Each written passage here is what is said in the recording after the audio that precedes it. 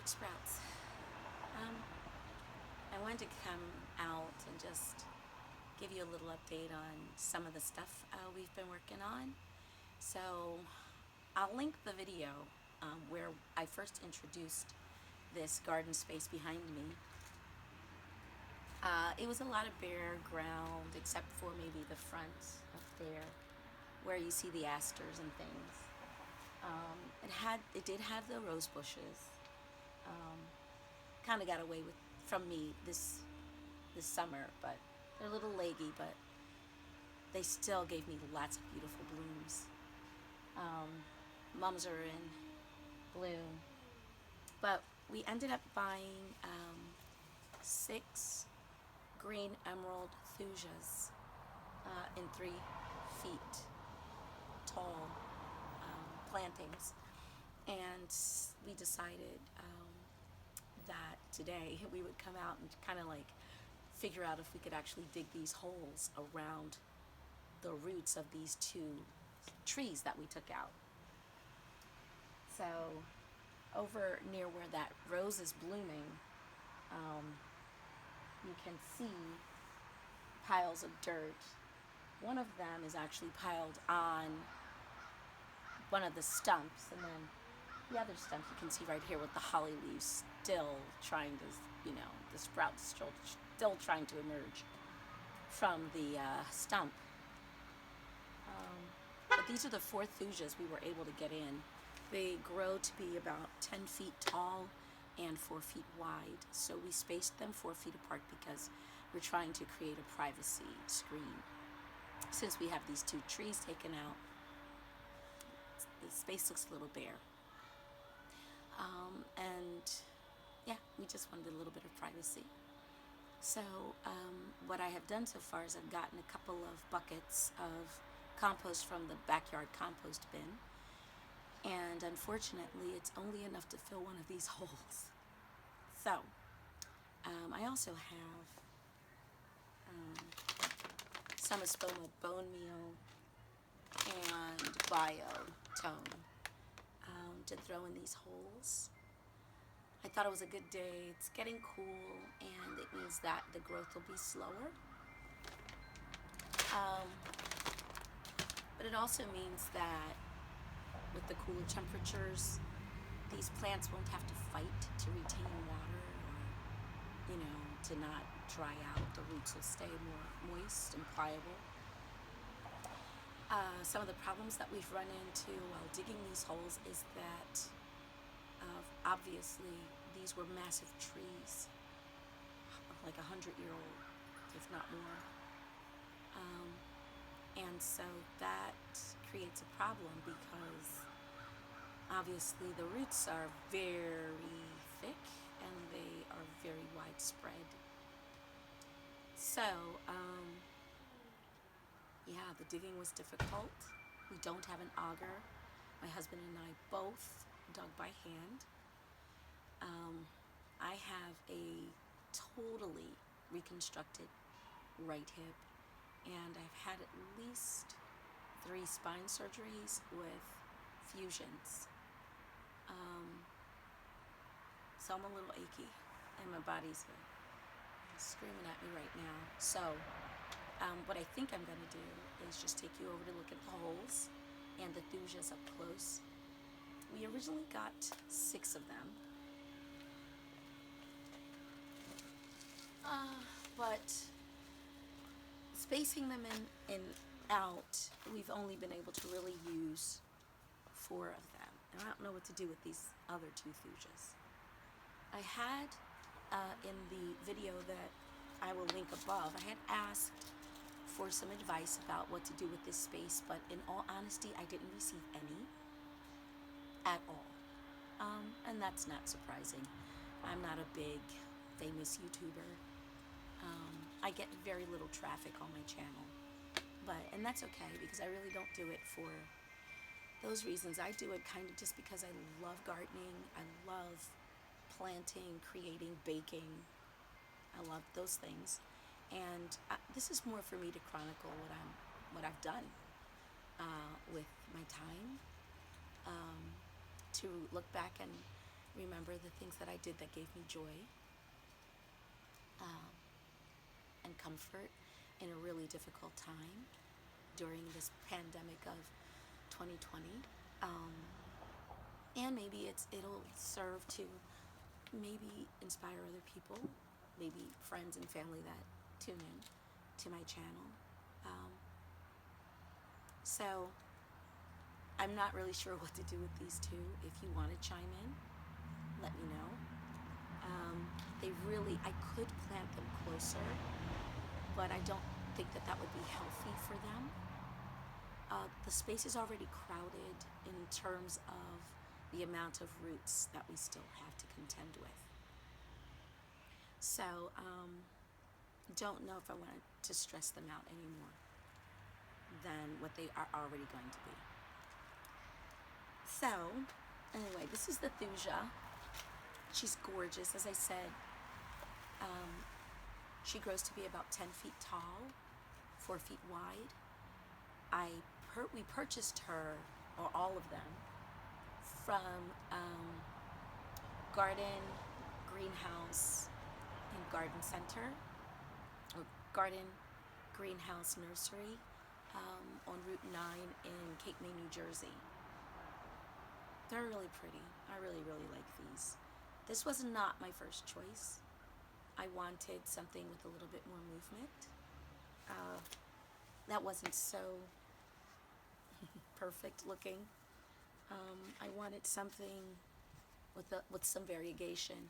And the day that we actually went to pick these up from Garden Greenhouse Nursery, I saw 6 variegated ones roped off. I think they're called Golden Spire or something like that. Beautiful specimens, but sold to someone else. So we have these, and it's not our second choice. These were actually our first choice, but had I seen the Golden Spire or Gold Spire Thujas, I would have purchased those.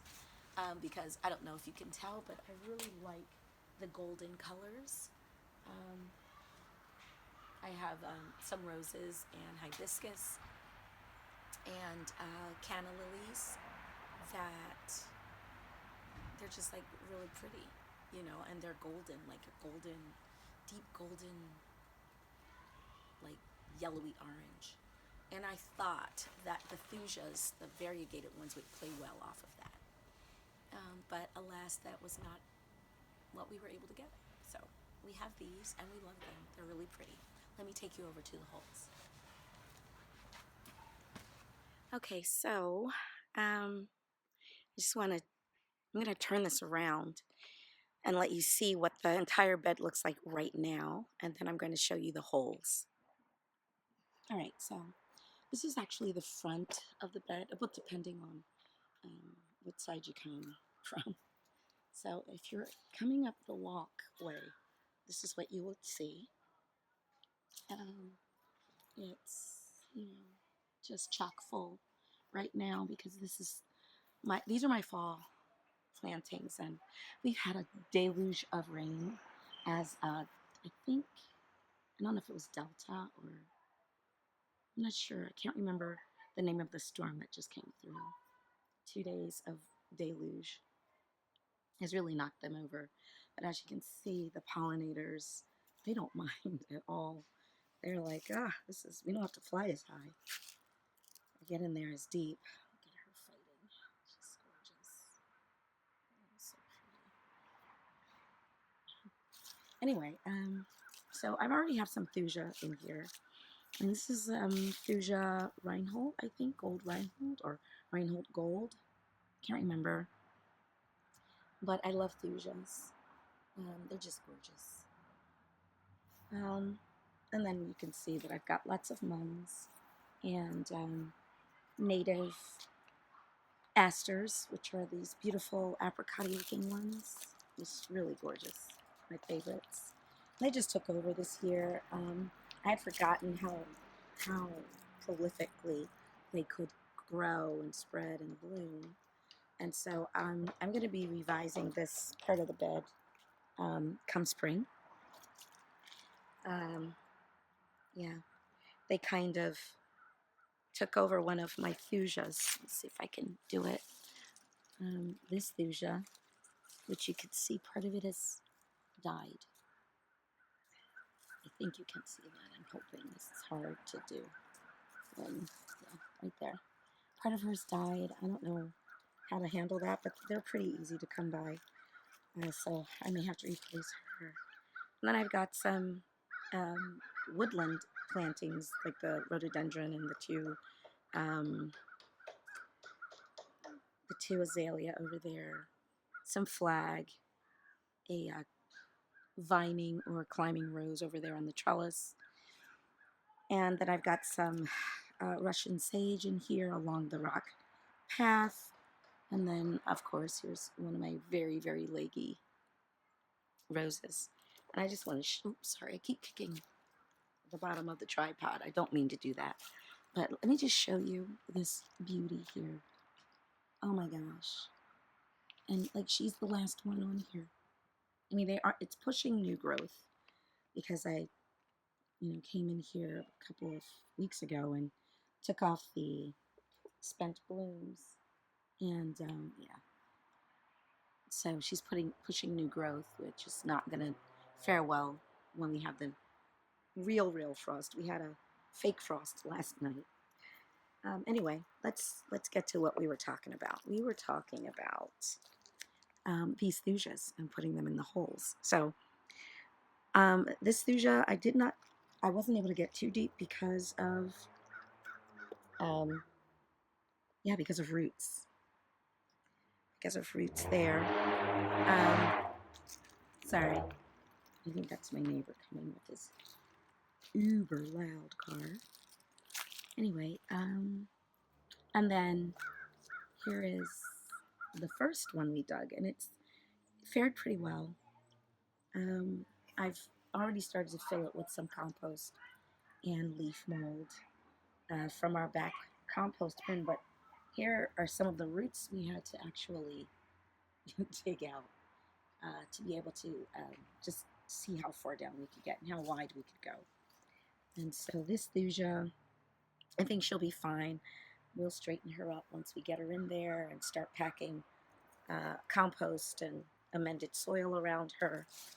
Same for this one. And then this last one was very difficult to do. I didn't get deep enough or wide enough, but I'm going to try her. Yeah, we'll see what happens with this one.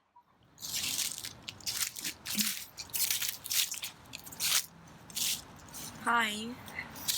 So this is day 2 of the Arborvitae screen planting. It's a little nippy and the sun's going down in about 40 minutes, so I'm going to try and get this done quickly. It is November the 3rd.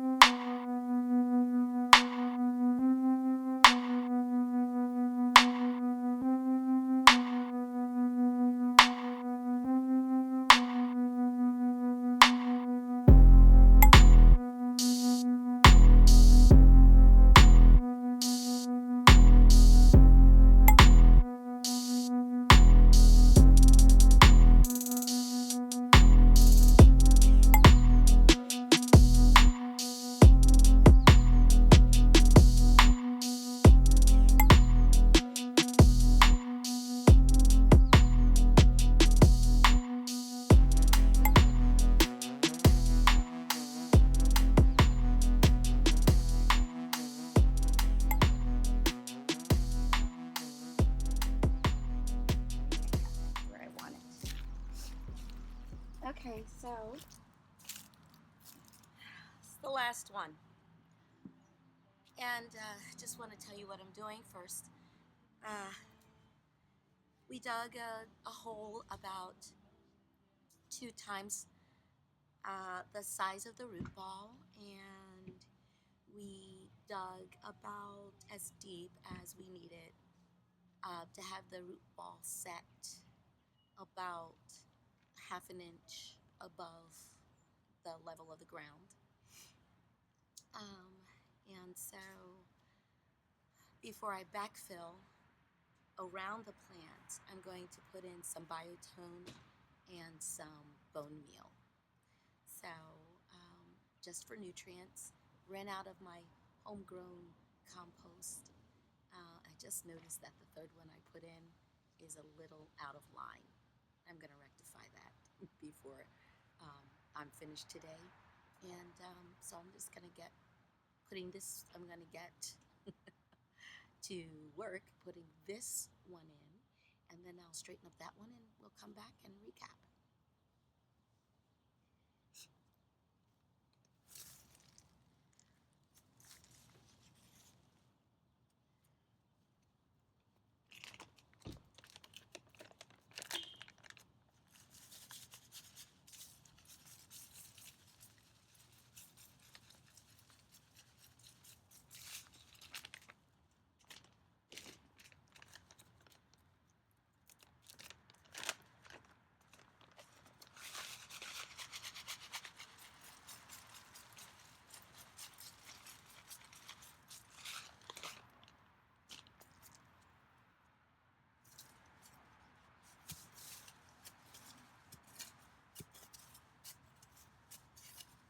Might be able to hear me hitting some of the roots from this oak tree. Just unavoidable, but thankfully it gives me enough space or room for this particular plant. I'm not worried about turning over these plants because they will, especially with the bone meal, begin to break down and turn into compost, great organic matter. I'm not so fond of all these roots sitting around, but it's what we can do. I'll keep an eye on her, and if she's not thriving here, then we'll revisit the situation.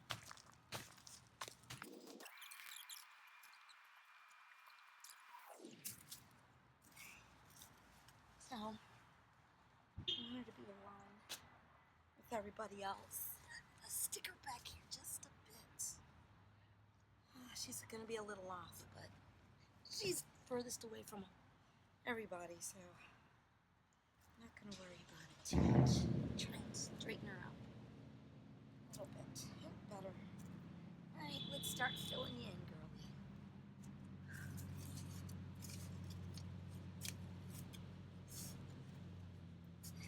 I know that this seems like a kind of odd place to put her, considering we have neighboring shrubs here, but again, let's see what happens, how she fares. Still pulling roots.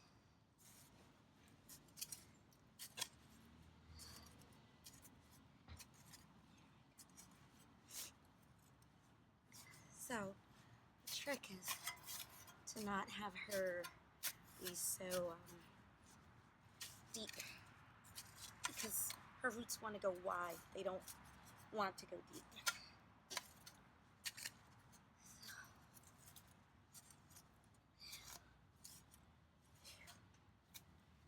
Honestly.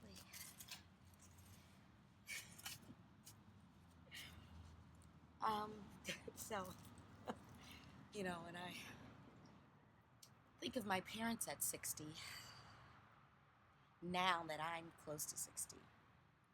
They had a lot of energy for us. There's 4 kids. But I don't know. I think 60 is different these days.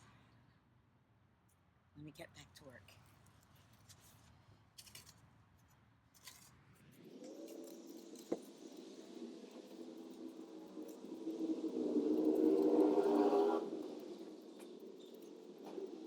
Okay. I think that's pretty good. So when I bring around the hose to water her in, she should level out, hopefully. And if not, well, there are other ways to get her. She doesn't look too bad. I'm going to step back. A minute. just take a look at everybody in their spots.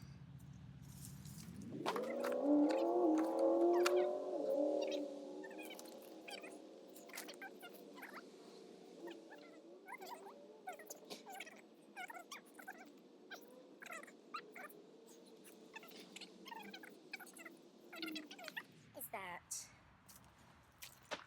they will grow. These two will grow over this stump. This one at least 2 feet, maybe, I don't know, and maybe this one. By then, I don't know. Maybe I can somehow have this ground down. I don't know. We'll see. So I'm gonna step back.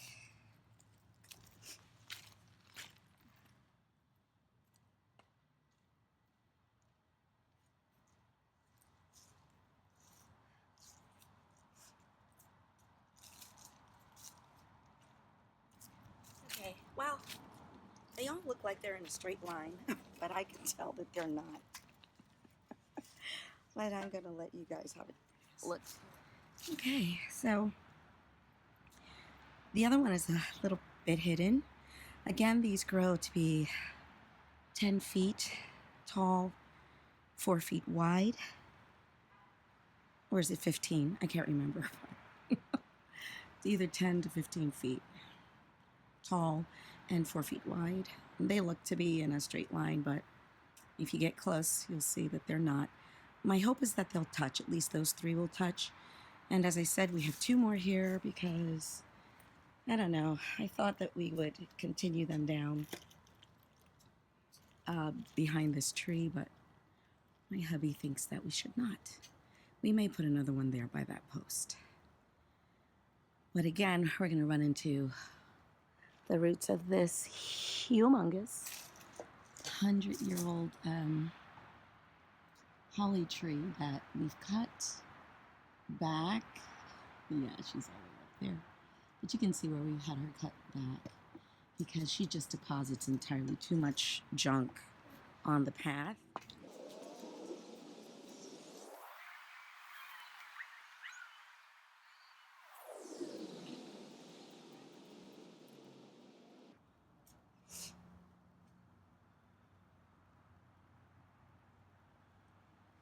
Well, I think she's a little too forward now. I'm tired.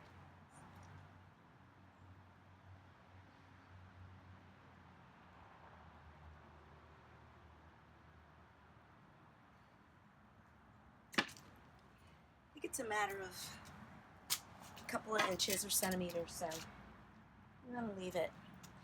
Let me try and get this mulch back around these guys. Okay. I wish you could do this for me.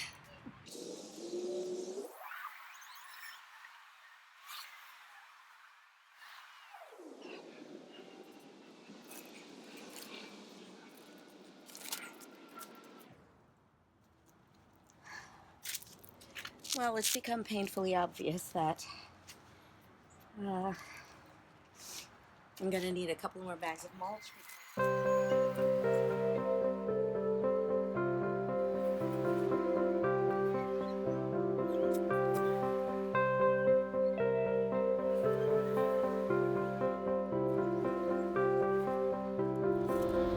Thanks for joining me.